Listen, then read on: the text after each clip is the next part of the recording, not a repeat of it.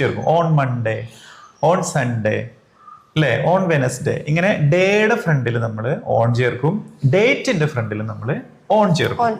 Date ഏതാണ് വരുന്നത്? On 5th, on 50, on 6th, on 7th. ഇങ്ങനെ ഡേറ്റിന്റെ ഫ്രണ്ടിൽ നമ്മൾ ഓൺ ചേർക്കും.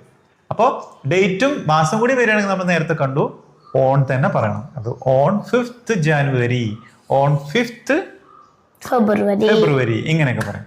ഓക്കെ, അപ്പോൾ ഓണം ഇന്നും തമ്മിലുള്ള ഏതാണ്ട് കാര്യങ്ങൾ മനസ്സിലായല്ലോ.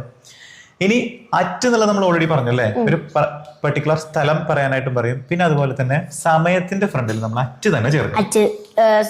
കൃത്യം സമയം, ആ സമയത്ത് എന്ന് പറയാനായിട്ടാണ് നമ്മൾ അറ്റ് ചേർക്കുന്നത്. At 7 o'clock in the morning, at 8 o'clock in the evening. In the evening അല്ല കേട്ടോ, in the evening. In the evening. അങ്ങനെ തന്നെ പറയണം. അപ്പൊ നമ്മൾ കൃത്യം